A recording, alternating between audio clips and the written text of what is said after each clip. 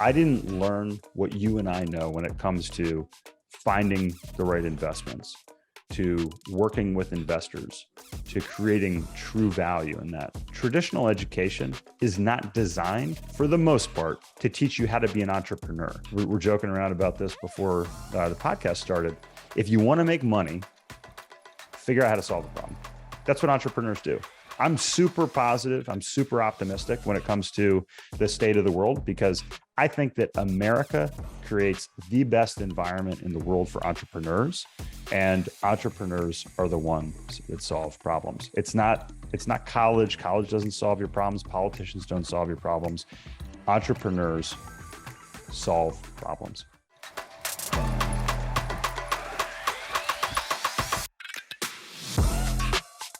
Break free from modern-day slavery.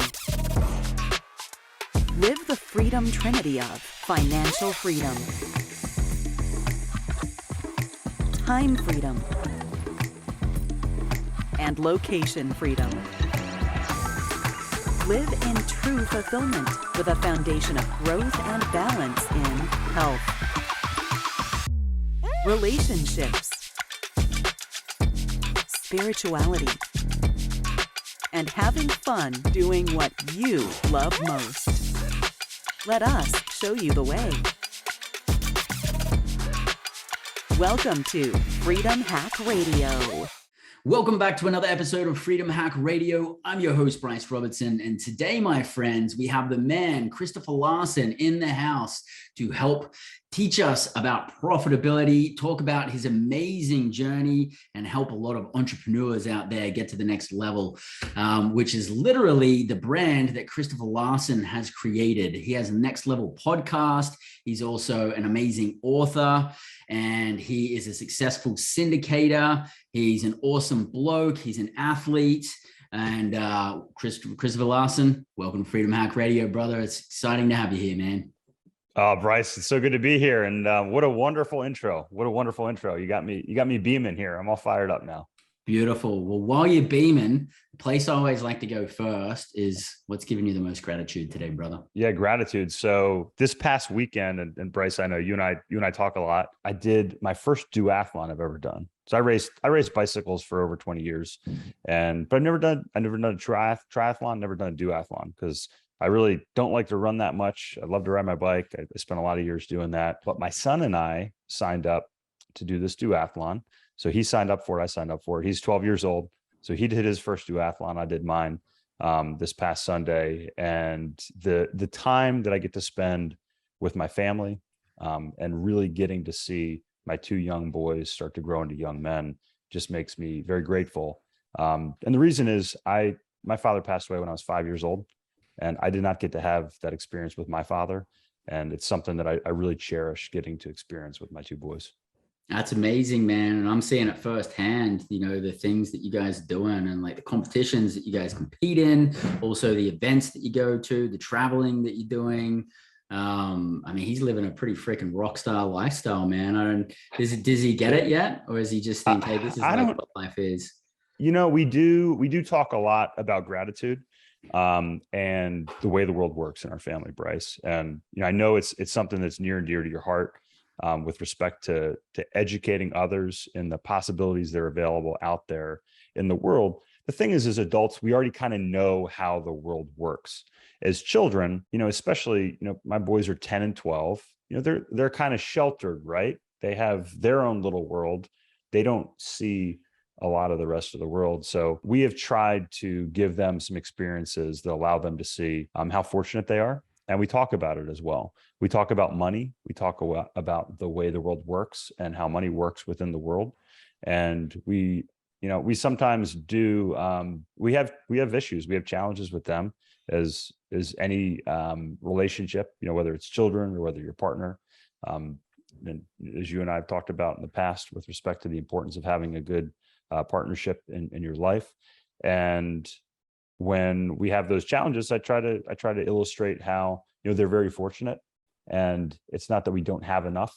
The issues that we have, especially in America today, is that we have too much.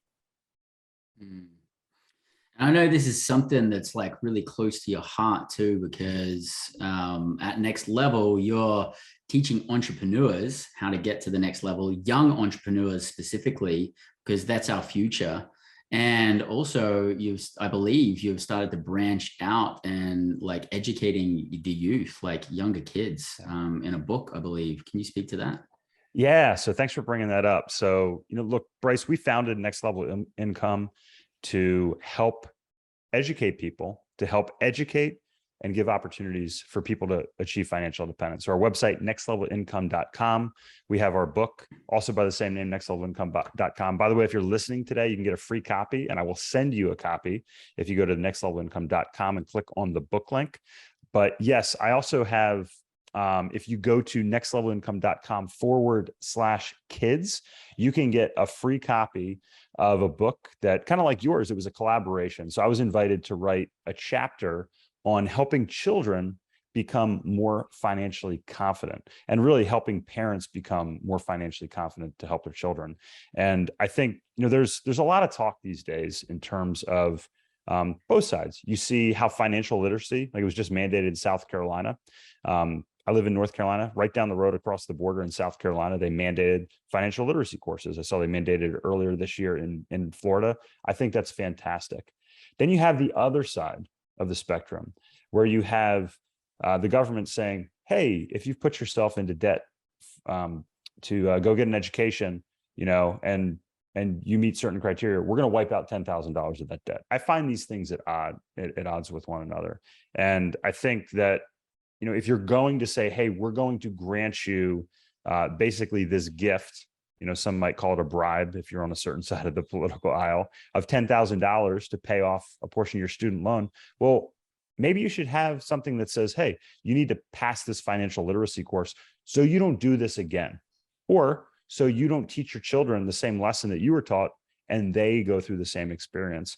And that's one of the things that I write about. I have 5 lessons that I talk about in the book. And the last lesson is teach your children the true benefit and the true cost of college. And I think one of the challenges we have in the world is it's like a language, right? If I go to, so I'm going to be traveling to Mexico here soon. If I go to Mexico and I speak no Spanish, I can get by, I can make my way. I can speak a little bit of Spanish here and there. Some people speak English and they can translate for me, but I might be taken advantage of. You'd I be might paying not the be gringo tax, man. That's right. Yeah, exactly. So it's like, hey, if, and then it happens, people try to take advantage of you. So sometimes I pretend not to speak any Spanish and I see what's going on. And then I'm like, hey, I know exactly what you're saying to one another. And it's amazing what happens when you do that. It's the same thing in the world today. So I like to use the example of Monopoly, which if you look at the cover of my book, you have the Monopoly pieces here with the houses and the hotel. Well, people say, oh, Chris, it's not fair. The rich don't pay their fair share in taxes, or, you go to college and you have all this student debt. Well, if we sat down to play Monopoly, Bryce, and I read all the rules and I played a bunch of times before, and you never played before, and you didn't take the time to read the rules, who do you think has a better chance of winning? Mm-hmm. Yeah, I do, right? absolutely. I have the experience, I have the knowledge. It's the same thing in the world we live in today. If you don't understand tax strategy, but even more, if you don't even have basic financial literacy, for instance, if you can't determine the ROI, the return on investment of something that you're going to invest in, how are you going to make a good choice with that money? College is the same way. College is an investment, right? It's an investment of your time. It's an investment of your resources, your money. If you can't figure out the ROI of a college education for yourself or your children, well, you may not make a good decision. And you know what? It may make sense to go into debt to go to college, but for a lot of people, it doesn't. And I think if we started with basic financial literacy with this next generation, we're going to end up in a much better place in a lot of different ways.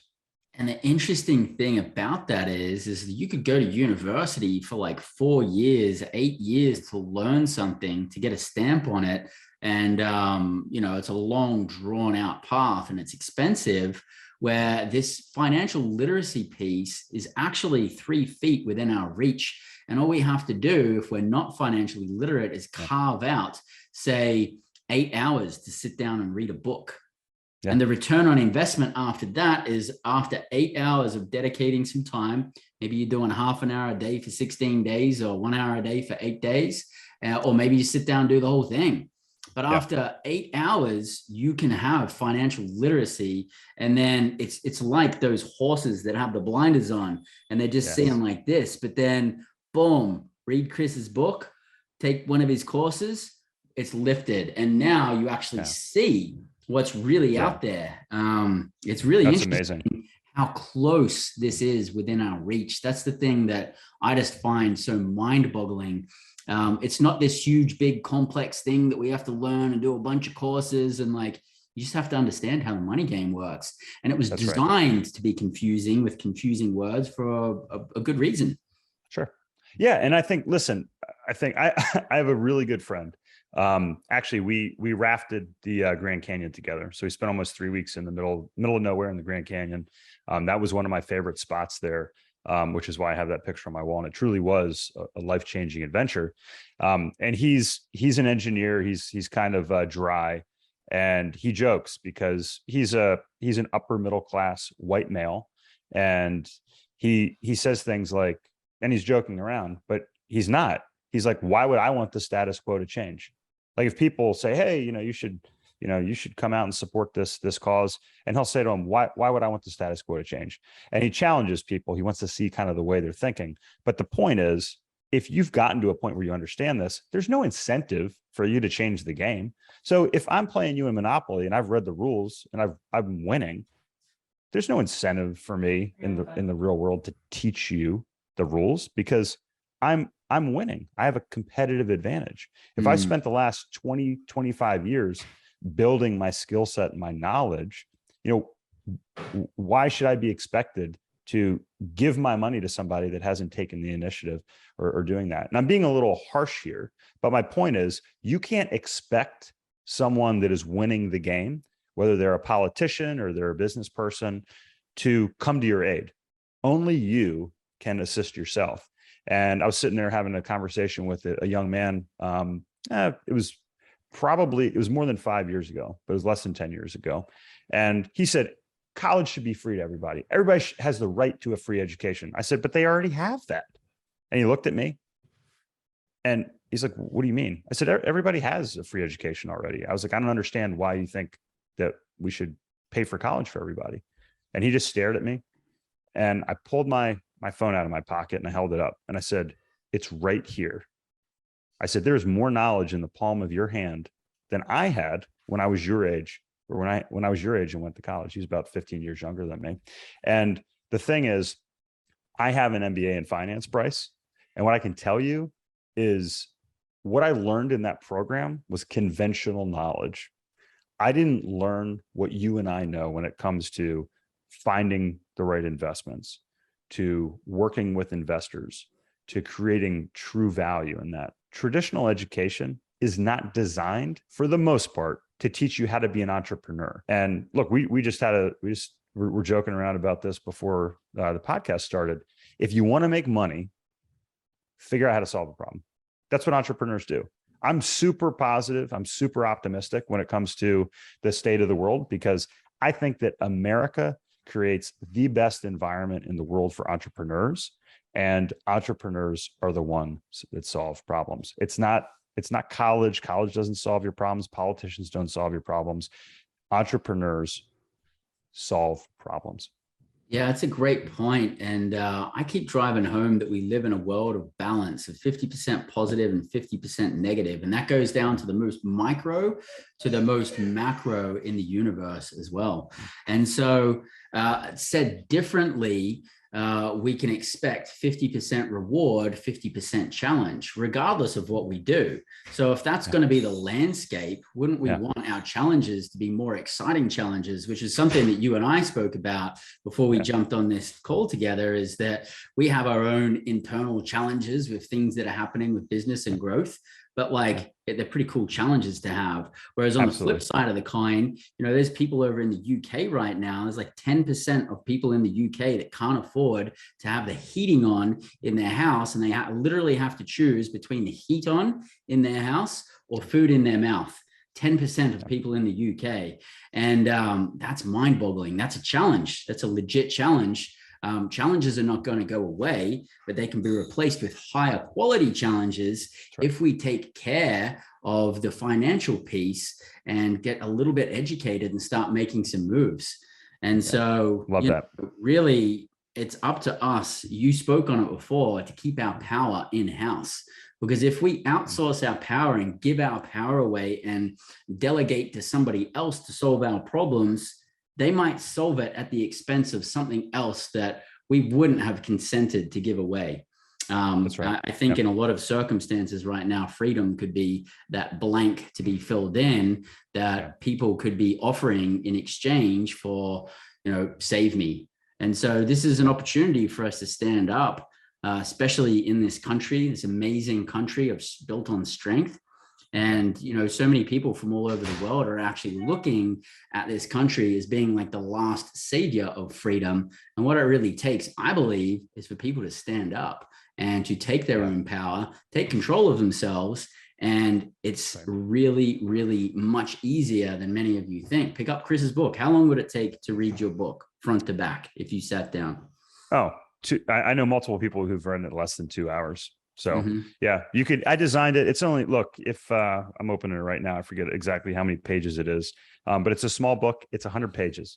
So you can literally read this book on an 1.5 hour flight if you're focused and you're sitting there, or a weekend, or during the week if you spend, say, 30 minutes each evening. And look, I talk a lot about what we talk about, Bryce, but I also talk about my struggles. And, I think that you mentioned 50% positive, 50% negative. You have this push and pull in your world, and you can apply that to a lot of different things. If you're a successful business person, I think it was Good to Great by Collins. He talked about like the traits of people that are successful in business. And the thing is, they're not right necessarily more often than they're wrong. They just happen to fail more. They fail faster. They go more and they get up. And that's like grit, like Michelle Duckworth writes about. So, I talk about losing my father, and that's another author, Malcolm Gladwell, talks about what are called desirable difficulties.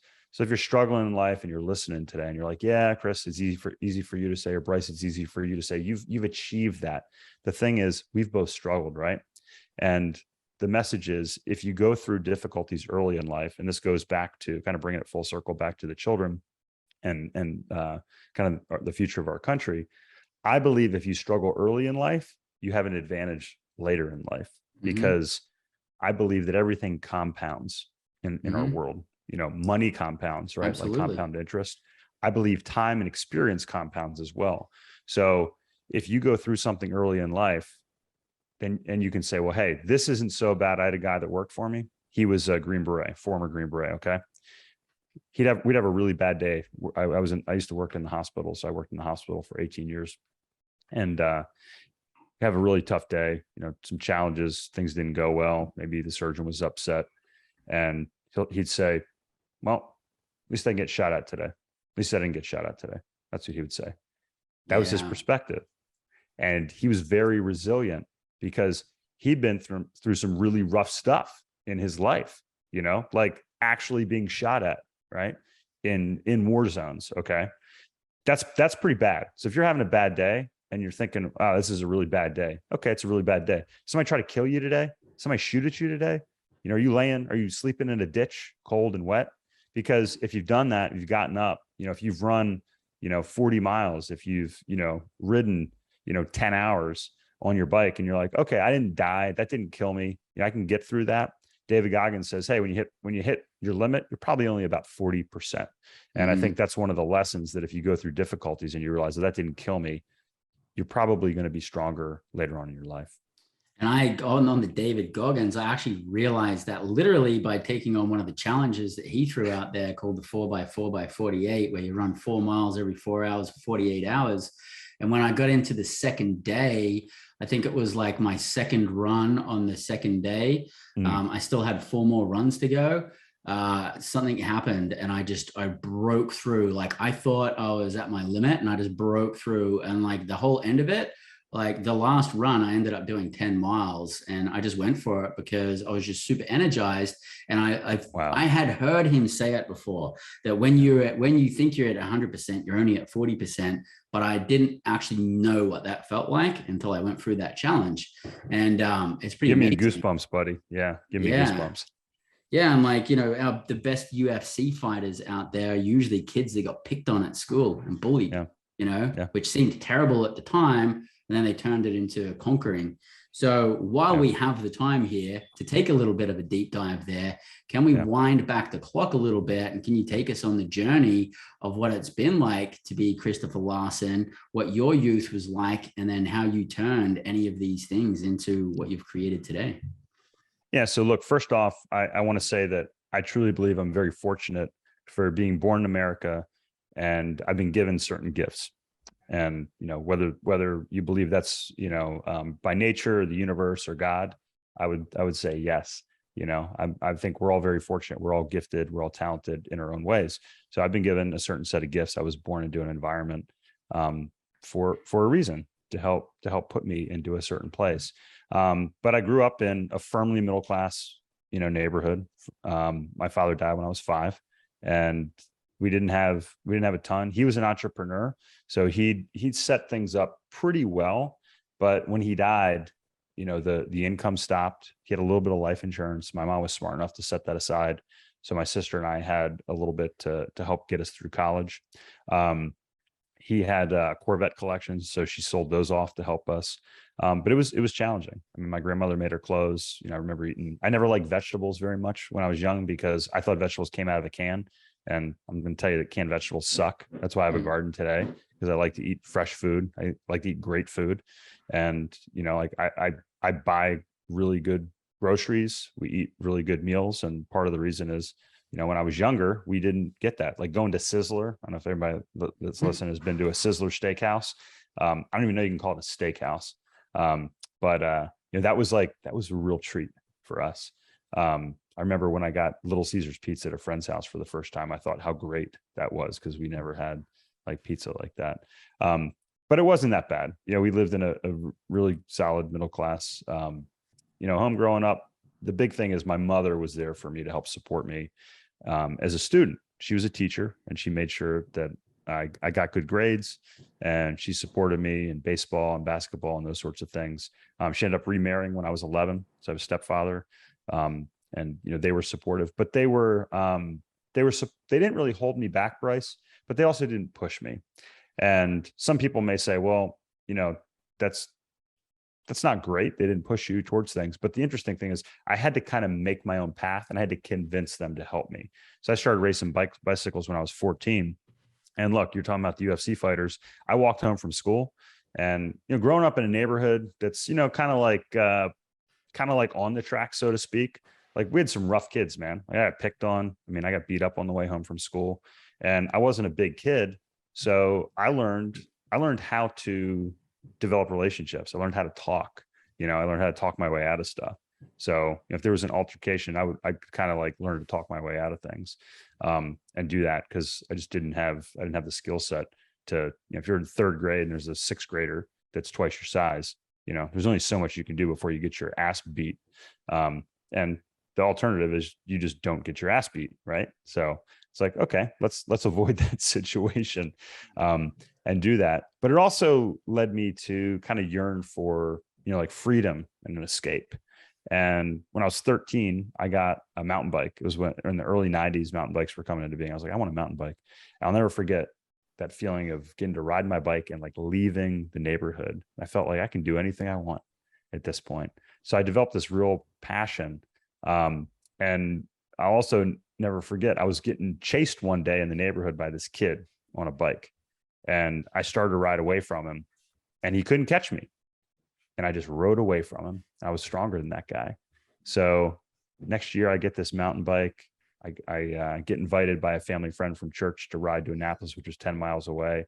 And I kept up with him, and he's like, wow, you're pretty strong. And after riding with him all summer, he invited me to watch him at a bike race. So our family went and watched him race. And I thought, this is really cool. So I worked all winter, shoveled driveways, had a paper route, saved up, almost $1,000, which, I was 14 years old. This is 30 years ago. So it's like a couple $1,000 right now for a teenager. And it was actually, I needed about $800 to buy this bicycle, this road bike, this racing bike that I wanted. But then you got to buy shoes, you got to buy a helmet, you got to buy like the gear and stuff to go with it. So I saved up about $1,000 and bought this bike, and I started racing. So I started racing bikes when I was 14 years old. And that's where really, I was in the band, I was in the orchestra, I was kind of a musician. I played baseball. I wasn't a real like, fit kid. I was kind of, I was maybe 5'7", 5'8", 135 pounds. Well, then I grew to 6 feet tall and I didn't gain a pound, and I was riding my bike, and I turned into a really good cyclist. And the neat thing was, during that period, I turned 15, and then I started to go to races, got my driver's license. So now that freedom of riding my bike turned into the freedom of getting to drive a car, sometimes, and I don't know why my parents allowed me to do this, up to like New York, with bikes, and, I started racing. So it gave me a lot of confidence.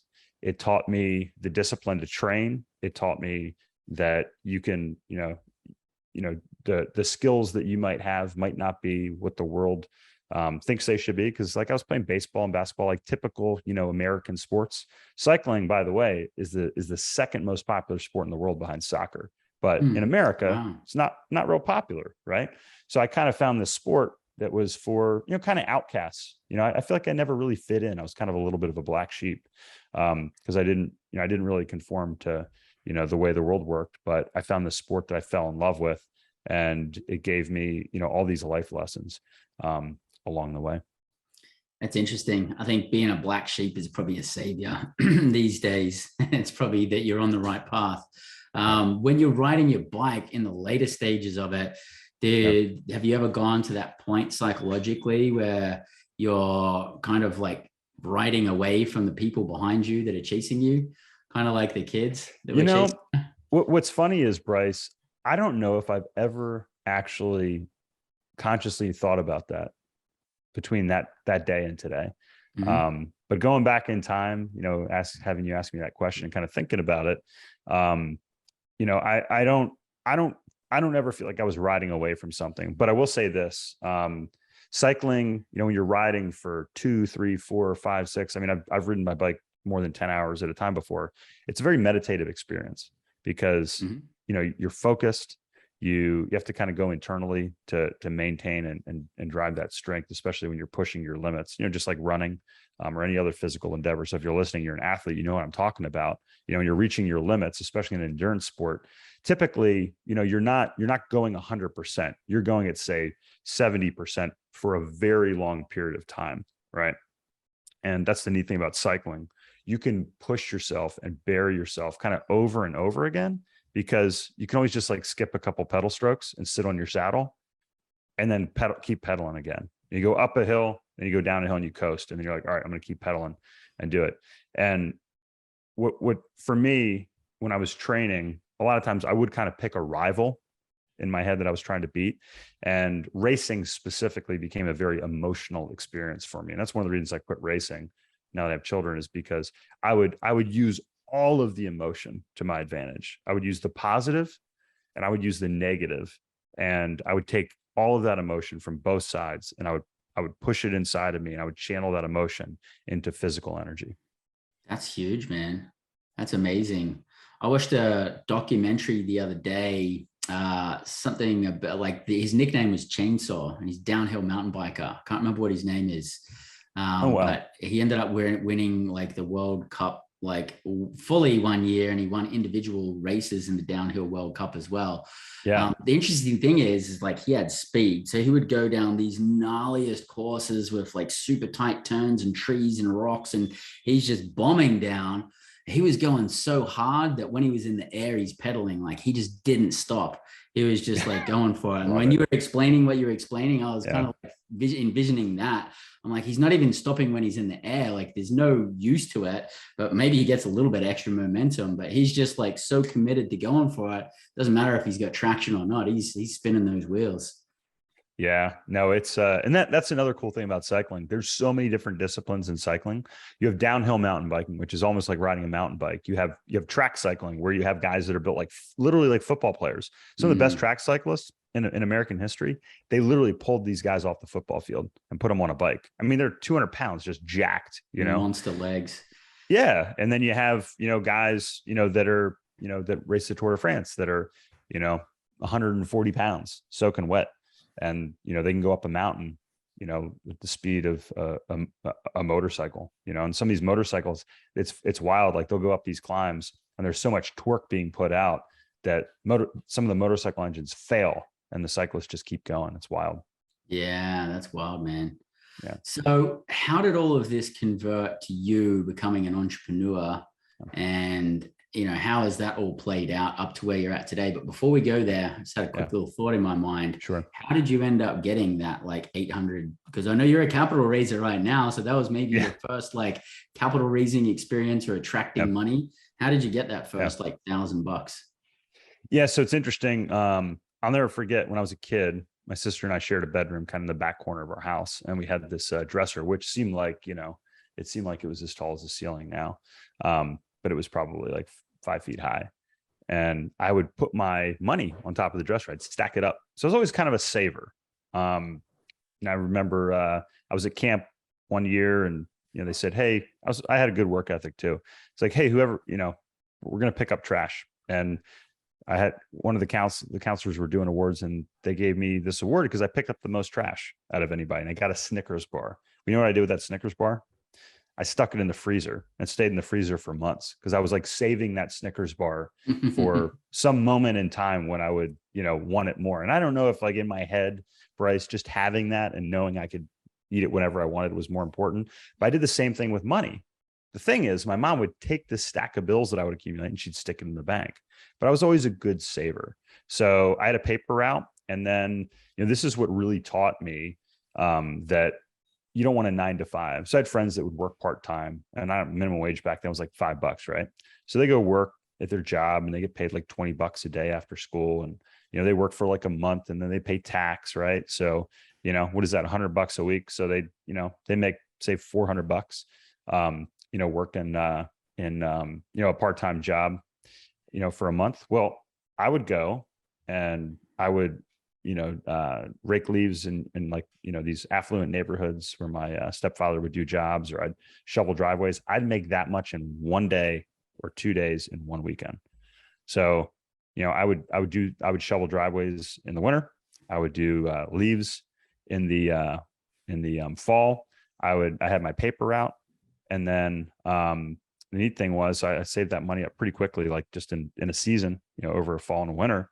And then when I started racing bikes, I'd go race bikes. And, after a few years, once I started, learning how to train and reaching some success, I'd go race. And some weekends I'd come home with $500 cash from racing. Yeah, man. So, I had kind of all these little entrepreneurial endeavors along the way. And, but again, I learned that there were ways to make money where you didn't have to go work for somebody else and get paid, for your time. You get paid to accomplish a specific job, like we were saying earlier, to solve someone else's problem. And how did that convert into business and entrepreneurship and real estate and all of the amazing things you're up to today? Yeah. So I think it opened my eyes because I had this framework in my mind where, somebody would say, hey, like you should go get a job, right? Like you should go get a part-time job and work and make money. And I'd think, well, why would I do that when I can go and do this other thing and make more money in less time? I rented my video games. I hope no like authorities are listening that could, but I would do people's homework for them. I told my son, I was joking around with my sons, and my son was like, Dad, isn't that cheating if you do somebody's homework for them? I was like, yeah, I wasn't really thinking too much about that back then, son. Like I probably shouldn't have been doing that. But I got paid to do people's homework. I rented video games. Like I found all these other ways, where I could make money, where I didn't have provide to go value, where you could provide value in exchange for money. Yeah. I believe I made them promise that they wouldn't turn it in, that they would only use that for their own education. You know, I think we signed, maybe we had a contract back then, but like tutoring, right? Maybe I should say that I tutored kids. But no, my mind was open because I said, wait a minute, there's all these other opportunities out there. And that's what an entrepreneur does, right? They're always looking to solve a problem. So when I got to college, I had the same ideas. I sold lofts. So I don't know if anybody or but these wooden loft beds. So at the end of the school year, especially the female students, they're like, hey, I got this loft in my dorm room. I need to get it out of my dorm room. And I'd say, hey, I'll take your loft out if I can have it. Because they're like, well, I don't want it. What am I going to do with it? Nobody wants to buy a loft at the end of a school year. They want to get rid of a loft. So it's basically a loft where you set your mattress on top of it, and then you can put your desk and stuff underneath of it. So it kind of gives your dorm room a second story, if you will, like a giant shelf, like half of a bunk bed, essentially. So, and then for the guys that said, hey, I can take mine down myself, I would buy them for $20. And then at the beginning of the next school year, I would sell them for $100. So, my average cost for one of these beds was about $10 a bed.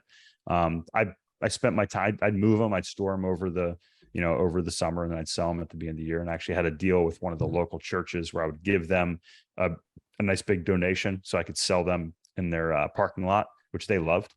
There's a lot of components to what you created there. There's like all of these like different pieces you need to negotiate. Yeah. There's negotiation, there's sales. And I remember I lost my spot where I could sell my lofts. And I mean, we were screwed. I was like, I have 100 loft beds, $10,000 worth of loft beds to sell in basically a weekend. And I had nowhere to sell them. And I was looking, I came up to this church, and, I came up to and look, I was raised in the church. I spent a lot of time in the church. And I said, hey, listen, I got this issue. I got these lofts here, and I need a place to sell them. I said, I don't expect you to let us do this, for free. I said, but I want to make a nice donation to your church. I'm going to give you 10% of the profits. And he said, I don't have a problem with that. So we were there, and we were gone by Sunday morning, and they got a nice donation to the church. We had a nice place to sell that was right adjacent to campus. But yeah, that was a moment where I thought I might be out of luck with all this inventory. And I'm sure you've been caught in similar situations further down the path of entrepreneurship where you're like, I don't know how the heck I'm going to get out of this one, but I'm gonna. Well, so, I think, look, I tell my boys this. I'm going to, try to kind of relate this back to kind of some of our initial discussion here. You're not stupid if you make mistakes. I think that's super important. You're not stupid if you make mistakes. Everybody makes mistakes. We were talking about the business people that fail half the time and they're still super successful. Why? It's because they fail faster. It's okay to make mistakes. But I tell my boys, you're not stupid if you make a mistake, but you are stupid if you keep making the same mistake over and over again.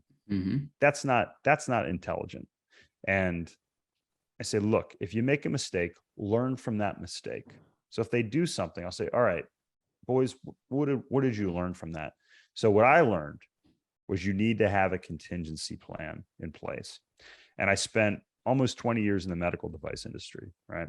So I'm in the hospital. And when I was training reps, I'd say, hey, what's your plan A? Like, if everything goes right, what's your plan A? What's your plan B? What's your plan C? And then I'd say, what's your shit hits the fan plan? Like, basically everything goes wrong and you are out of options. What are you going to do? Because remember, I'm going to set the stage here. I'm in a hospital OR with a patient open on the table that's having surgery. And my plan A went wrong. My plan B went wrong. And my plan C went wrong. There are now two options. We solve the problem in some way, shape, or form, or that surgeon sews that patient up and brings them back for surgery another day. And that's a really bad option when you wake up and somebody says, hey, Bryce, bad news. We cut you open. We started the surgery, but we couldn't finish it because we had an issue. And whether it was my fault or not, I got paid to solve problems. And I got paid to figure out like what those plans were down the road. So again, that experience taught me that, hey, your initial plan that you think will work might be terrific, but if it doesn't work or something goes wrong, you need to have a plan B. And it's a lot easier to tell somebody, hey, look, we thought we were going to do this, we thought we were going to have, this option, this dessert, right? Oh, sorry, sir. Your favorite dessert isn't here on the menu, but we do have a dessert for you. You might not be super happy, right? But at least you get your dessert, right? At least you have something, to finish the meal off if it's a special occasion. But if you're a restaurateur, don't make that mistake, right? Have a contingency plan. So then you're working in the medical industry and you're like, I don't know, 15, 20 years deep in the medical industry. How did that convert over to being a full-time entrepreneur? What were the first steps you made and what have you created since then? Yeah. So I think so. First off, I write about this in my book. When I was 19, I said, I want to be an investor. Okay. And I think this is an important mindset. So if you're listening, entrepreneurship, freedom, investing, these all play in together. In being an investor, a lot of people hear like investor and they hear Wall Street and they have this certain mindset, right? Well, being an investor can be like what we were talking about, Bryce, where you invest in education, right? Being an investor is a mindset. It's the understanding that you are going to put some resource, that could be money, but it could also be time, right? You're going to put a resource into a plan of some sort or an investment of some sort, and you are going to expect a return on that. Now, I was mentioning how I like to have a garden, okay? Nobody in their right mind would prepare the soil for a garden, fertilize it, till it, plant seeds, water it, spend their time doing all these things, keeping pests out and doing all that if they didn't think it was going to bear fruit or vegetables of some sort, right? That's an investment. That's no different. What would you do if you're going to start a garden? You would educate yourself. You would figure out what plants are in season. You would go through all these steps to figure these things out. How is that any different than me analyzing a deal and determining, hey, is this going to make sense in this economic season?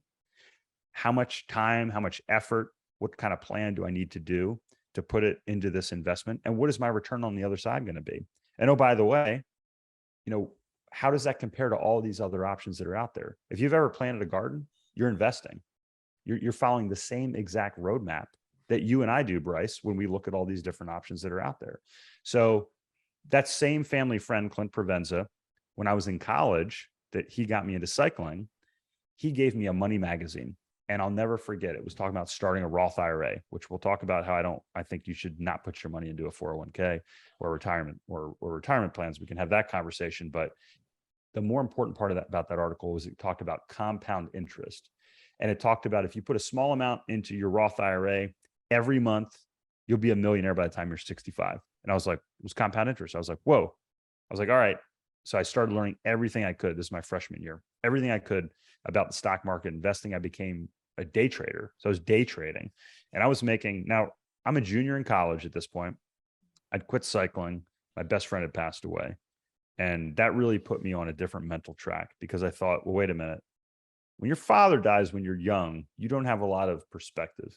When your best friend dies when you're 19 years old, now this hits you in the face because you think, I may not live tomorrow. So you start to say, wait a minute, I'm riding my bike around in the circle. I'm spending 30 hours a week, 15, 20, sometimes 30 hours a week riding my bike, not going to parties. I don't have a girlfriend. I don't even have that many friends aside from the people I ride my bike with. I wouldn't drink any alcohol. Not that that makes life better. I wouldn't drink alcohol. I wouldn't eat a hot dog. I had a girlfriend. She brought me a hot dog one time, Bryce. And I said, I don't eat hot dogs. And I just remember the look on her face. And now I think back to what an a-hole I must have seemed like when I made that statement. I wouldn't take an Advil. I mean, I was very draconian in my lifestyle. Okay. And then I realized that, wow, I'm not living life to the fullest. All right. So along the way, find the stock market, start day trading. I'm a junior. I'm making $5,000 a month day trading in the stock market. So I'm like, this is pretty great. Well, after about the 10th night of not sleeping at 3 a.m., laying there awake, I thought, this is not how I want to spend the next 20 years of my life. This is not investing. Okay. This is like a job. So I started looking at other options that were out there and thought about that. So I bought my first piece of real estate at 21 years old. But I decided I want to be an investor. Okay. The problem is with, if you want to be an investor, you need capital. You either need other people's capital or you need your own capital. So bought that first piece of real estate. Actually, I was able to buy my second piece of real estate without much of a job at all. I was working for the university, but then I said, hey, I need to do something that I can generate a lot of capital. And that's when I discovered medical device sales. I said, hey, I want to find something where I can make over $200,000 a year. I can be an accredited investor and I can kind of have some autonomy. And the neat thing about sales is that you are really like an entrepreneur. You know, if you get a sales territory, I was paid 100% commission. The company literally just says, hey, here's your geography. So they point to a map like the one behind you, Bryce, although it's a lot smaller. And they say, hey, that's your geography, Chris. You can sell to anybody in that geography, and whatever you sell, we're going to pay you a portion of the revenue that you generate. Good luck. And Bryce, I had periods of time in my career, I wouldn't speak to my manager for weeks, sometimes months, because I was producing. And if I needed something, they knew I would call them. And I set my system up and I ran my own little business within the company. And that's how I really was able to generate a lot of the capital to invest during my career. And that's one of the hardest tasks too, to like go out there and kind of cold sell. I mean, I did multi-level marketing as one of my hustles in the beginning. And I think that like, you know, those types of like sales, conceptual, entrepreneurial ideas or jobs or whatever should almost be a requirement alongside with financial literacy, because you get to understand the psychology of people, how people works, what doesn't, how many people it takes for them to say yes to actually get a conversion, because a lot of people don't do what they say they're going to do. How do you handle objections? I mean, that isn't just going to make you a successful entrepreneur. It's going to make you a successful husband, wife, partner, friend, like boss, like any of that stuff. It's all huge skills. So that must have like really set you up and made things easier later on, because I'm sure it was challenging at the time. Yeah. And I'm getting to the answer to your question, which was like, how does it set you up to be an entrepreneur and, you know, successfully raise capital for deals? So number 4, so again, nextlevelincome.com/kids, in those 5 lessons, we're going backwards. 5 was, you know, teach your children how to understand the return on investment of college. Number 4 is help your children start a business. And whether it's a multi-level marketing business, or like I did, I had my boys start a jump rope business where they were selling jump ropes at the gym while my wife and I were working out. Anything. It teaches all these skills, Bryce. It teaches you have to learn how to figure out how to invest capital in the front end. They borrowed $100 from me to buy their jump ropes, and they paid me that money back. They had to learn quality control. So I had my little son Miles going through, because he's kind of like the engineer, and he was making sure everything worked right before they sold them. You have to have communication. You have to have, you know, to communicate to people the benefits of something. Listen, if you're listening and you're like, sales is not for me, or I would never be a salesperson, Chris, or I can never do that. Look, if you've ever had a conversation, if you've ever gone on a date, think about it this way: you've sold. Okay. Now you might say that's disgusting to think about, like selling myself in a date. No, it's communicating. You need to understand, hey, is this somebody that I want to spend my time with? And I want to communicate to them the benefits of them spending time with me. And then we're going to see if this is a good fit. And sales is the exact same thing. You know, I tell people, if you've ever been in an interview, that is just selling, where you are literally the product. And you have to see if it's a good match. Kids are doing it all the time too. If they want something, if they want that ice cream or the bike or whatever, they're selling. They're relentless. Natural salespeople. They are relentless. Oh my gosh, my older son is so persistent. It's absurd. And it's great. I never want to quash that. But the thing is, you need to understand, like selling ice to an Eskimo, that's BS. Okay.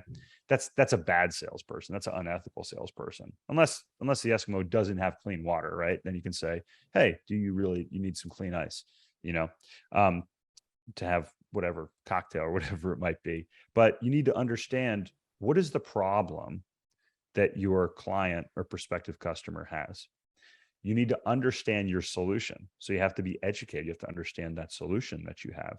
Then you have to communicate that solution to your client and determine if the value that you can provide to your client is disproportionate, is higher than the cost to your client. And sometimes I have this conversation with investors every week. I say, well, I had this conversation today. Investor was saying, hey, I'm really interested in investing in this and getting my money back within 2 years. Well, this particular project had a 5-year timeline. And I said to him, you know what, if you need to have your money back in 2 years, this probably isn't going to be a good fit for you. Now, in reality, Bryce, there's a pretty good chance that this investor gets his money back in 2 years, but it's not guaranteed. And I would not be doing him a good service if I was kind of steering him in the wrong direction for my benefit. And at the end of the conversation, he said, you know what, this, I still am comfortable with this, but I'm going to think about this from a longer term perspective. And I have another project I'm going to do, for that shorter term perspective.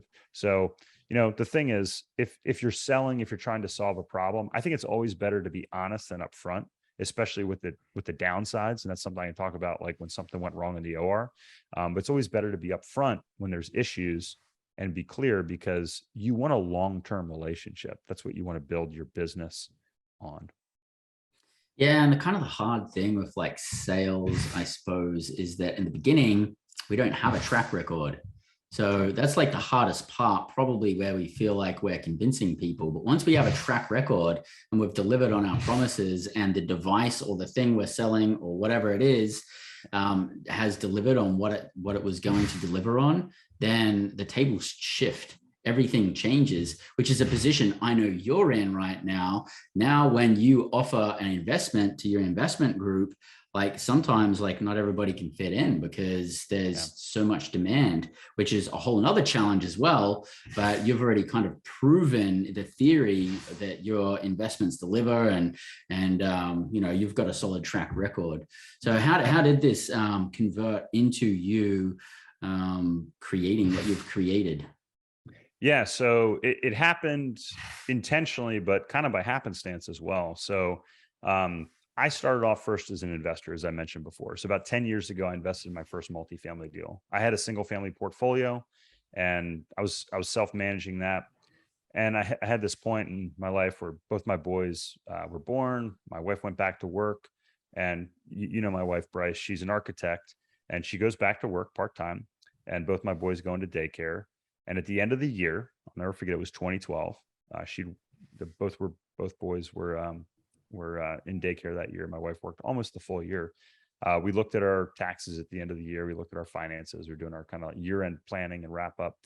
And I had this number on a sheet of paper, and it was $11,000. I showed it to my wife, and she's like, "What is that?" I was like, "Well, that's how much we made last year with you working." Here's the thing. There was a negative sign in front of that $11,000. So after taxes and after daycare expenses, we lost $11,000 with my wife working. Now, imagine you have a wife that's gone to school longer than you. She's amazing at what she does. She went to college. She went to grad school. She got her architecture degree. She got her architecture license, which takes like about another 3 years of consistent work and apprenticeships and all this stuff. And I had to look her in the eye and tell her, and she said, "Wait a minute, what do you mean? We lost how did we lose $11,000 with me working?" I said, "Well, it cost us more for you to work than what you brought in." Imagine saying, "Hey, you'd be better off staying home," to someone like that. And I said, I didn't want that. I said, "Do you want to stay home?" She said, "No, I want to stay home." Now, if you met my older son when he was that age, you'd understand entirely why she didn't want to stay home. But so she, but she also loves what she does. Okay. And I think that's really important. Everybody has like those talents and skills, like I was talking about earlier, Bryce, and we want to provide, we want to use those talents and skills. That's how we find value and true joy, in my opinion, in this world. And I said, all right, we need to do something different. So I looked at everything. Now, remember, I have an MBA in finance, right? But I had my head down and I was working my freaking tail off, 60, 80, 100-hour weeks sometimes. Okay.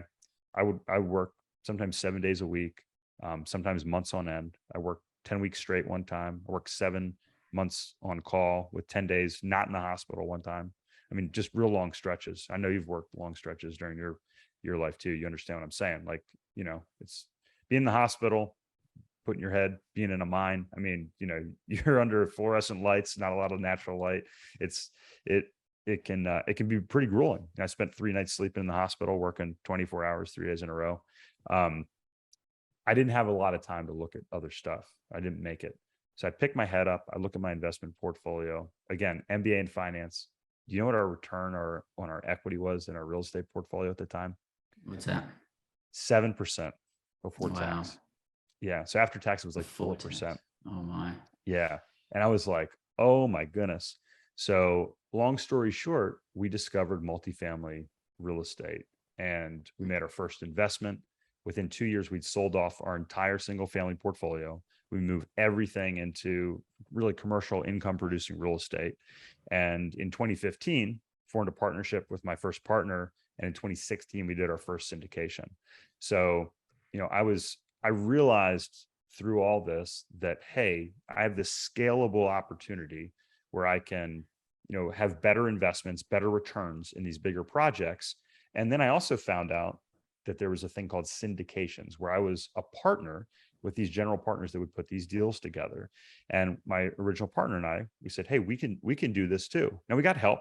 We partnered with the group that we were investing with to do our first deal.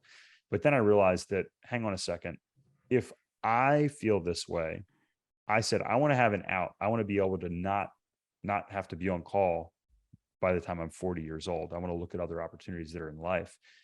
I realized in conversation that a lot of people were in my same shoes, almost everyone, even the surgeons that I was working with. So what I found was there was a lot of people that would come to me and say, hey, Chris, like, I know you have an MBA. I know you do real estate. Like, what do you do with your money? They started asking me what I do with my money. And they said, well, can I do that too? So that first syndication we put together had about 10 investors, raised $850,000 in over the course of a few months, actually several months in 2016, bought that first 100-unit apartment building. And then it was kind of like, wait a minute, we can grow this and we can help out a lot of people. And also, again, I like to work, I like to do things, but I didn't want to stay on call and be in that business. What was neat, Bryce, is once I made that decision, I was given the opportunity to take a leadership role with another company. And I was able to be in that leadership role with a good friend of mine. Actually, I was just on the phone with him here before our call. He's still a friend to this day, and he had a distributorship, and I was a manager within his distributorship. He knew what I was doing with the real estate, and he was also an investor, which was pretty neat.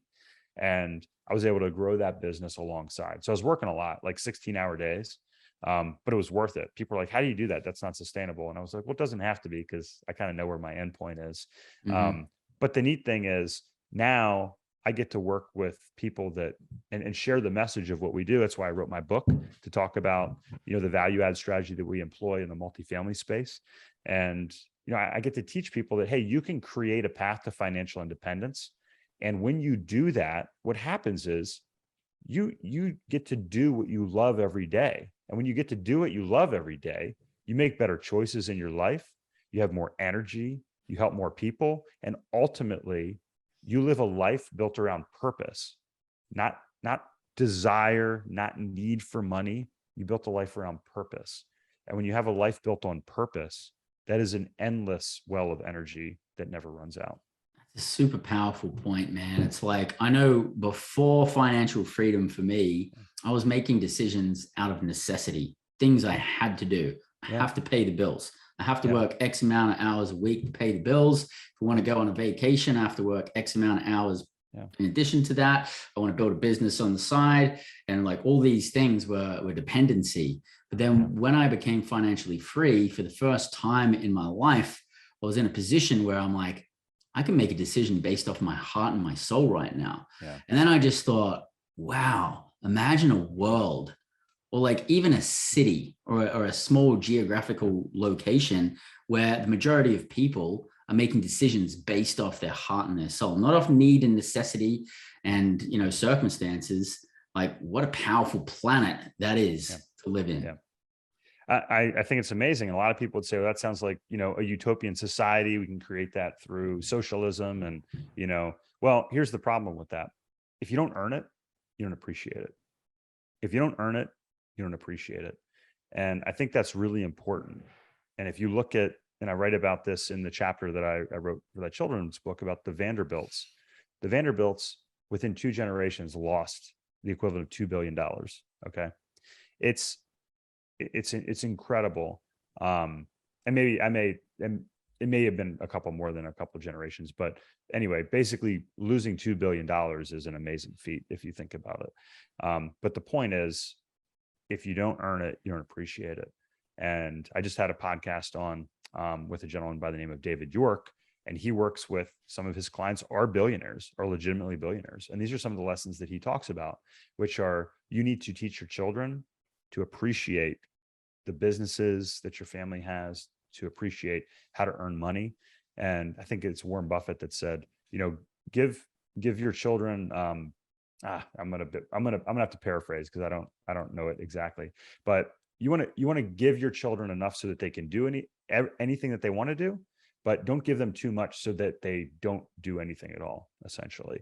And there's a lot of different ways to say it, but the bottom line is, if you create a plan for financial independence, which is not that difficult with the resources that are out there. I mean, between with the podcast that you're listening to right now, with some of the books that we've talked about, you can do it. I think anybody that's making a decent living can achieve financial independence in 7 years, like very comfortably. And the neat thing is, I hit that point, Bryce, and I didn't even quit my job. And people are like, why didn't you quit? Why are you still doing this, Chris? And the thing was, I made so much more money because I was literally operating at such a high level of ethics, and I was working with people I wanted to, and I could make better choices. And I was just very, very comfortable because I didn't have to sell based on need. And I ended up going, I ended up quadrupling the amount of money that I was making from working in the medical device, business within 2 years. And I didn't have to make that money.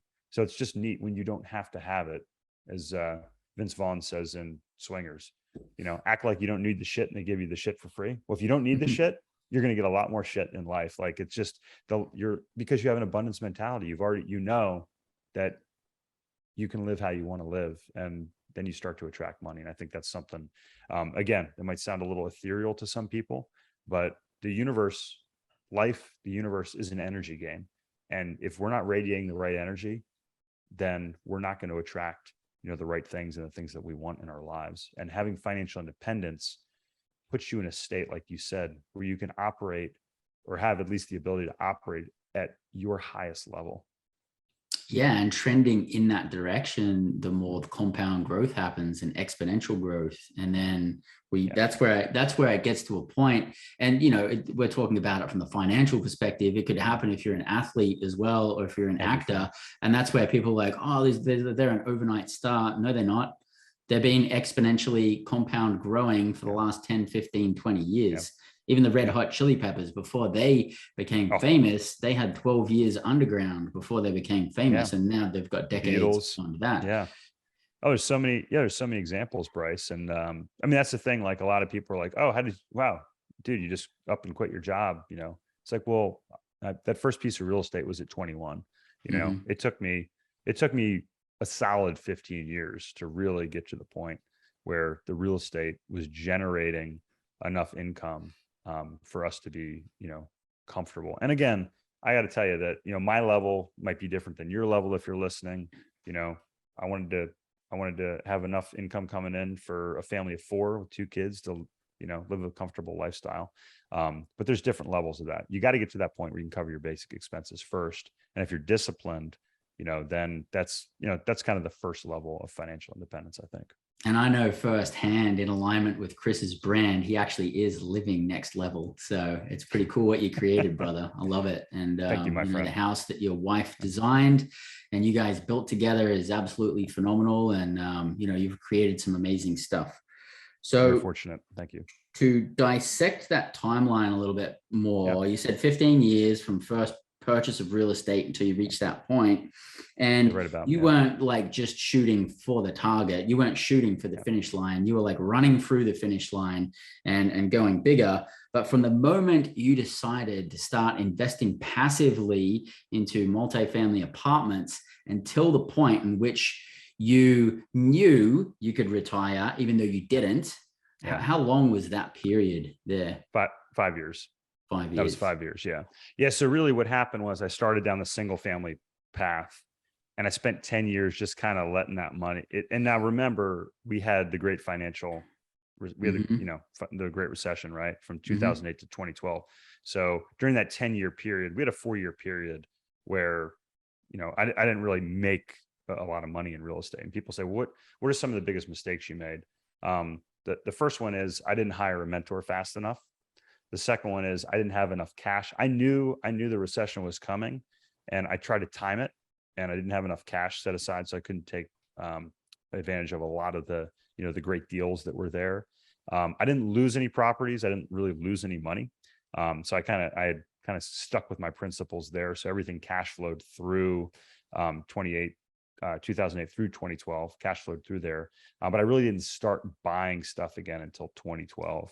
But the multifamily side, Bryce, to your question, once I figured that out, with the predictability, the cash flow, 5 years of sticking to that plan, it got us to the point where, we were covering all our monthly expenses. And like turned your life on its head in comparison Absolutely. to like the choices you can make and the freedoms you have and what's possible. Yeah. That's amazing. And then, like I said, at that point, and, we're both part of a mastermind now. I would tell people, I think a lot of people, if you're saying, hey, I'm going to put together my financial independence plan, you say, hey, I just want to cover my basic expenses, but you think bigger. When you hit that point, you're going to have the freedom to do whatever you want, and you're going to be able to do things that you enjoy doing. And there's a lot of value in that. And what I found out, Bryce, was when I hit that point, my earnings exploded. And it's crazy because I was really scared when I left my role in the medical device field that I would never make that kind of money again. And I was right.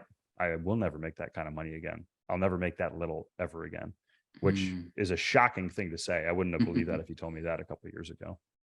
Yeah, that's amazing. So let's talk about returns, because back in the day, you were talking about your single family returns and you were saying after tax, it was 4%, before tax, it was 7%. And for the sake of keeping this less complicated, let's actually talk about the before tax returns that your investors have been historically getting now in these multifamily apartment investments. And I know you're involved in other asset classes as well, but let's just talk about multifamily. What kind of returns have your investors and yourself been receiving as a passive investor in these types of investments before tax? And I'm assuming after tax, it's even more profitable because of all the tax write-offs. Yeah. So I think, so first off, I kind of hesitate to talk about specific returns because, deal to deal, they can vary a lot. And we've had, 2021 was like the best year in history in multiple, measures for multifamily real estate. But in my book, I talk about like a 6% cash on cash return, a 12% total return or IRR. And I think those are very, very reasonable numbers. So let me just use kind of the assumptions that I made when I put together my plan for financial independence. So I'm making 7% on my equity that I had in my single family properties. So what I mean is if I buy a single family house or a townhouse or a condo, and I put say $10,000 down and I'm earning $3,000 a year, $10,000 down, $3,000 a year, that's a 30% return, right? That's strong. And then you're getting appreciation on top of that. That's a good return. Well, if I now have $100,000 of equity and I'm getting $6,000 a year in net profit, I've doubled my net profit, but now that's only 6% on my equity, right? And the problem with single family real estate is you don't have a lot of tax benefits, especially if you're a high incomer, you phase out of those. So that's 6%. I was at 7%, really close. Boom, you're knocked down to 4% after paying taxes. That sucks. I get 4% in a treasury bond today. That's crazy, right? So why would I be self-managing a property?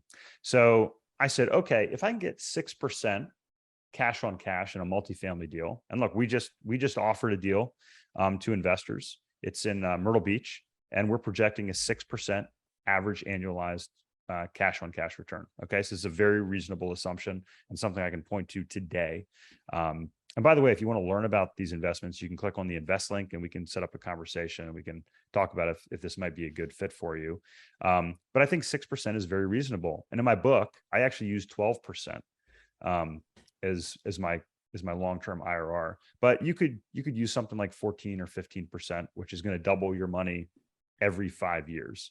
And that's a nice assumption. If you kind of plan out 20 years, you think, hey, if I can double my money every 5 years, that means 100,000 in 5 years becomes 200,000, 10 years becomes 400,000, 15 years becomes 800,000, and in 20 years, it becomes 1.6 million. It's pretty incredible. And that's right? not even taking into consideration that in addition to that, put those investments aside and you're potentially creating other capital somewhere else to invest in other things to even compound that even further. That's right. Yeah. So this is a very, very simple assumption. And, we teach our investors things like how to use cash value life insurance, which we call the investment optimizer, and layer on another level of profitability to that. So just very reasonable assumptions. But my point is, if you invest in multifamily real estate, you have the income, you have the appreciation, but you also have the depreciation, which can offset that income you're receiving. So especially if you're a high income earner, you probably don't need to pay any more taxes, is my guess, or you don't want to pay more taxes. If you want to pay more taxes, that's fine. If anybody's listening thinks that people should pay more taxes, there's a very simple thing you can do. You can pull out your checkbook and you can write an amount, whatever you're comfortable with, to the US Treasury anytime you want. And anytime I hear anyone say, hey, I don't pay my fair share, I'm a billionaire, I don't pay my fair share, I would like to say to that individual, write a check. What's the right amount? What's your fair share? Write a check to the Treasury. So you can always write a check to the Treasury if they're not charging you enough. But that's the nice thing. You can get this income. And then the cool thing is, whether it's mobile home parks, which, I love, and I know you love, Bryce, it's multifamily real estate. You can take this real estate and when you sell it, you can do a 1031 exchange. There's a lot of different tax options out there where you can roll your profits tax deferred forward. And that's how you can take that 100,000, you can multiply it, you could reinvest it and continue to reinvest it and grow that number without paying tax. And then I talk about towards the end of my book, how if you really want to create generational wealth, you never really touch that money. You can live off the income at some point if that's what you want or need to do, but you can pass that on to your heirs at a stepped up basis. And this is what the wealthy do. And this is why the true wealthy, the ultra wealthy, we're talking about families worth 100 million or more, they put 25, 30% of their wealth in income producing real estate. And that's families that did not produce their wealth from real estate. As my son pointed out to me yesterday, he said, Dad, the Hiltons are one of the wealthiest families in the world. I said, you're right. They did that through real estate. My guess is that they have a lot more than 30% of their wealth in real estate. One of those points there that you spoke about, I actually teach in Financial Freedom Mastery, which is don't kill the golden goose. And I think that's an area where we're not taught this concept. So many of us do it. So an example of that would be Chris goes out, he invests $50,000 in one of these multifamily deals. He's in it for 5 years. He doubles his money. Now he's got $100,000 and he spends 50 of it on, buying stupid shit. And where you could get that $100,000 and then make even more cash flow off that and even more and more and more. And so the principal amount that you're building and expanding, we don't want to touch that. You can touch the cash flow if you want to, and you can use the cash flow if you really need to, but you don't want to actually kill the golden goose. And there's a metaphor about the golden goose lays golden eggs. You can use the eggs if you need to, but don't cut the golden goose up to try and get anything out of it, because then you kill the golden goose and no more eggs. I love that. Can I tell a story, Bryce? Absolutely. So I made an investment about 4 years ago into a syndication. I just got a check last month. It sold. It was a nice multiple of what it did. It was enough that I could have taken it and I could have gone and bought a nice new sports car, maybe like a Ferrari or something like that. So I mean, it was a big investment initially. It was an even bigger paycheck.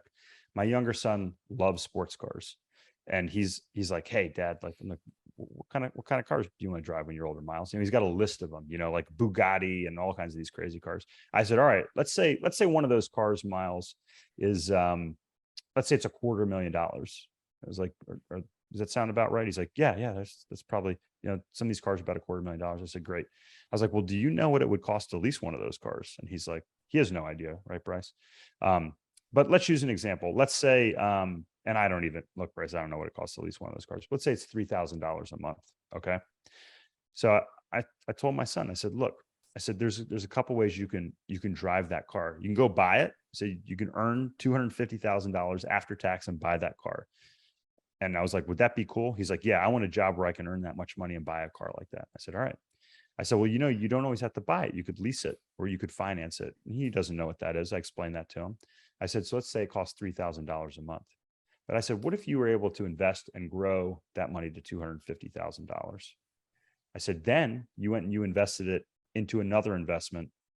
Let's say a car wash, Bryce, that produces that you get to run, and it produces, say, $3,000 a month in cash flow. I said, Miles, could you use that money to pay for the lease on that Ferrari? And he said, yeah, I could do that. I said, and you does that get sound the car wash? I said, does that sound like a better plan? He goes, yeah. I said, and here's the cool thing. I said, you still have your money. He goes, well, how do I still have my money? I said, because you have equity in that car wash. And I said, if you decide after a couple of years you don't like driving that Ferrari around, you can still have the car wash and that cash flow, or you can get a different car. I said, does that sound cool that you could? He's like, yeah. So now he likes the idea of leasing a car, and then he also likes the idea of running a business. But to your point, that's the golden goose, right? Your golden goose is that initial capital and how you multiply that capital. And you can spend your money along the way within reason. Our rules, we save 50% in our family, Bryce. So, you can pick a number, but have a rule, because I think it's important. I have another rule. I don't have a budget. A lot of people are like, well, how do you save money and not have a budget, Chris? Well, I have a savings tax on myself. I charge myself tax. All right. I pay my tax before I pay the government tax. So my savings tax goes into my opportunity fund. And then after I pay my taxes, any taxes I owe the government, whatever's left, I get to spend that money. So it's fun, right? If you earn $10,000 and you save 50%, stick your $5,000 in your investment, go spend $5,000. If you've earned it and you want to spend it and that's what you want to do, you may decide at some point, you're like, well, I don't want to spend it. I just love saving. And maybe you love investing. You love, like, my investments are my toys in a lot of ways. Mm-hmm. It's a hobby. It does that. But if I want to go buy a new bike or a car for my wife, or take a trip, I enjoy doing that. I think it's really important to enjoy some of the wealth that you create for yourself as well. It's amazing. And it's very basic money management that isn't taught to us in school. Hopefully they do start teaching it, but until then, they teach you save it last. It's not, I think the richest man in Babylon teaches you to save 10% first. Mm-hmm. That's an okay place to start, 10%, but man, if you can save 50%, like you used to do, Bryce, right? You work half and you live half. You work a day, take a day off. You only have to work half your life. That's an okay way to live. Mm-hmm. A lot of people would love to only work, 3.5 days a week. And that's what you can do if you save 50%. But if you save 50% and you invest, then you don't have to work that much. Yeah, it's amazing. It's like managing our money effectively and having like a system in place, because I bring that up in Financial Freedom Mastery. We talk, before we get into the how-tos, we talk about what's your money management system. People are just like, I don't know. Money comes in, I spend it. And then when I run out, I stop buying stuff. And that's kind of what gets us where a lot of us are today. And one of the other things that I think that is kind of ingrained into our culture is to live beyond our means, because it's very easy to get loans and all that kind of stuff. And when I was on my path to financial freedom, I didn't buy t-shirts. I didn't buy jeans. I didn't go like anywhere I didn't need to go. I mean, we had like date night once a week and we'd go out and like have fun and we'd do a little bit of travel. But beyond that, we didn't spend money on anything else until we achieved financial freedom. And then I even still went a long time beyond that until I started buying rewards. Actually, I'm literally sitting looking in front of me right now as my dream drum kit that I bought at the end of last year. It's in boxes in front of me right now because my soundproof studio is getting built. But even that, I had programmed myself so much to reinvest all of my money. I had to like program out of that to actually like start like spending money and enjoying myself. And it's like, I've way beyond earned it. I know Grant Cardone, he waited until he had a net worth of $10 million before he'd get rid of his shitty little car and buy something that was even reasonable, let alone something nice. And he's driving around in Bentleys and jets and helicopters and that's well within his means. No, and by the way, I've been to your financial freedom mastery course. I love it. I love what you teach in there. And I think part of the issue is when you don't know what to do with that money, you're like, hey, I'm going to save and invest 50% of what I'm making or more. Well, if you don't know what to invest in, you're like, well, it's just easier to buy a car and pay off the loan or buy a big house. I was talking to a friend, he's getting married, and he and his wife are having a baby here. Maybe not in that order, but, and she wants to buy a bigger house because she says, well, this has always worked. I've always made money in the houses I bought and done that. And I said, well, is that really true? Like, is it actually making you money? You know, it's appreciated, but it's not paying, like you're still paying, you're feeding it, right? You're paying into it. And I think a lot of people think, hey, I have this house, it's an investment. Well, an investment, if it's not paying you, it's really not making you money, right? So I think that's the problem. A lot of people, they don't have that knowledge of investments. And that's where it's so important to, build the system, build your knowledge of the investments.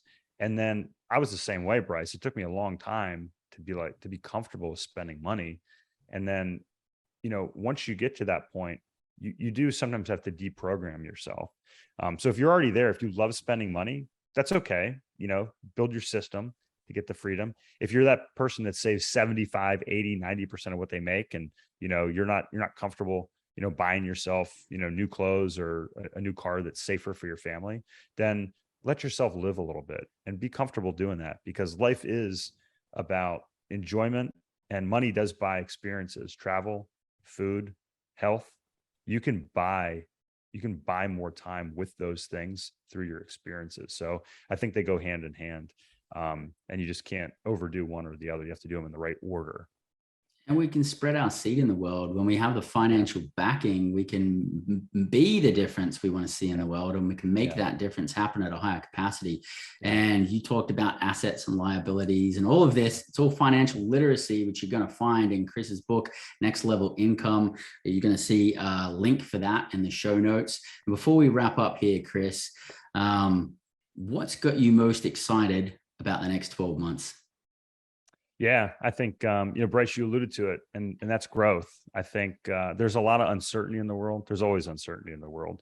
But the bottom line is that when there's uncertainty, the people that are prepared are going to have opportunity.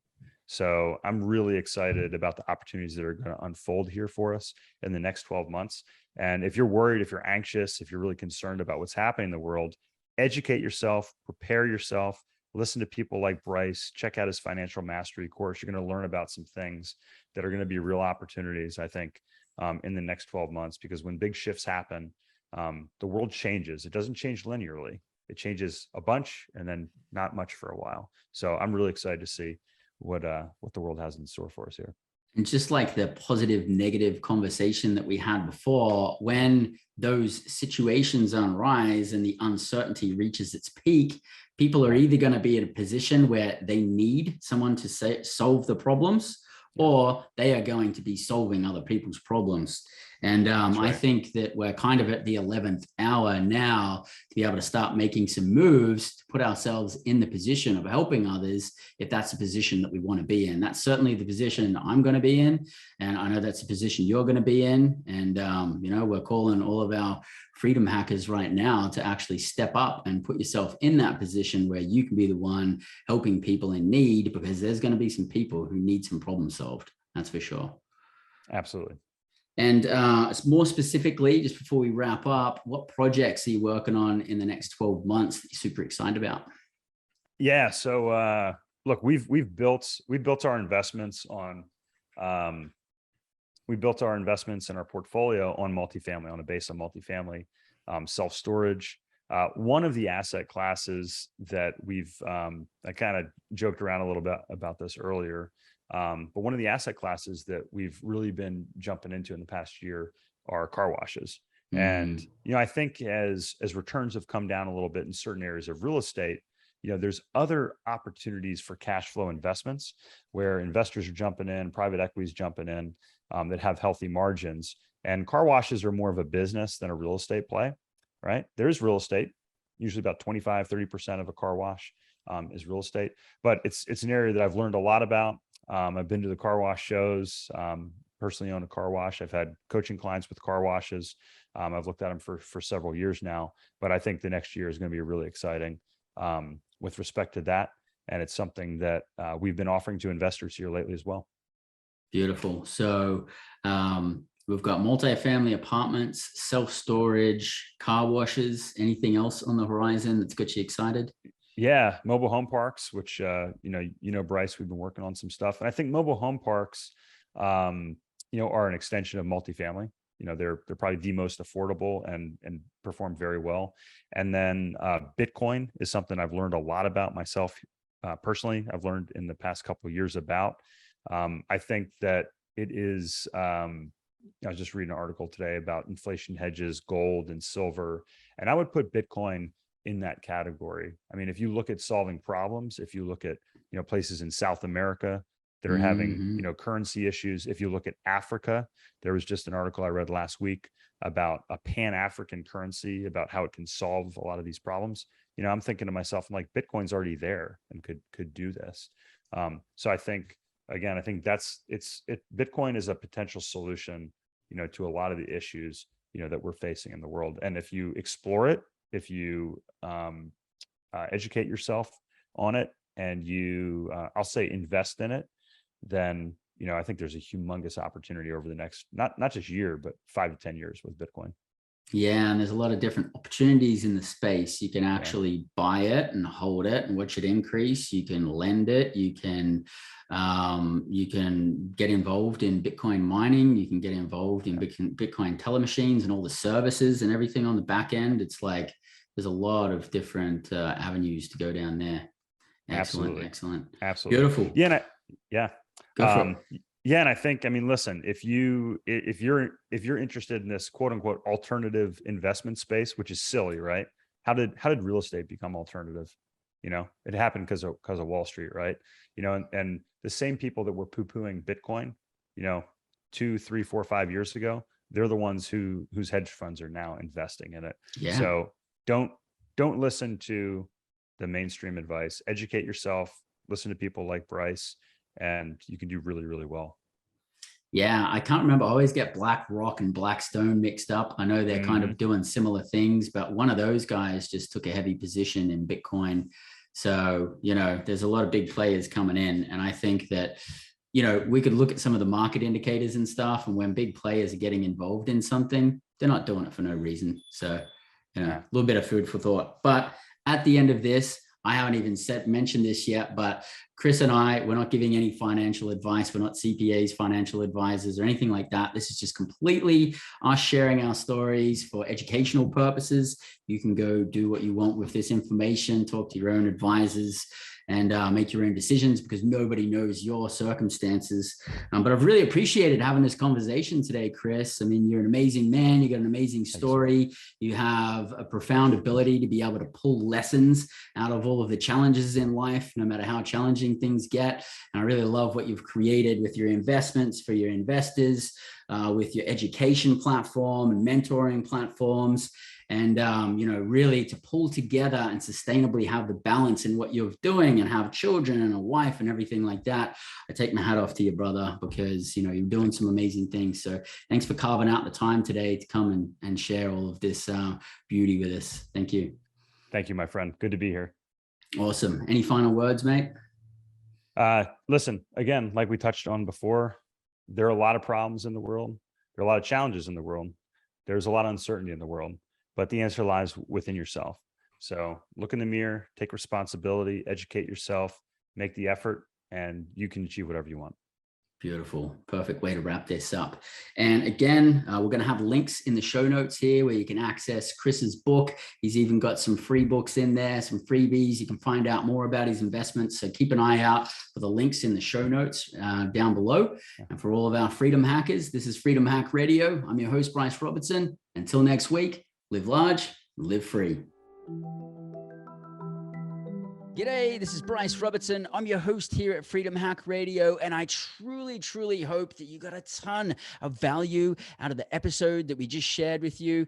And if you did, make sure to subscribe on your YouTube channel. Make sure to subscribe to your favorite podcasting platform. Hit the notification button so you can find out about the next episodes as they come out. Because if you haven't achieved financial time and location freedom, you really need to be dialed in here. So make sure to subscribe and follow us along as you grow on your path to financial, time, and location freedom here at Freedom Hack Radio.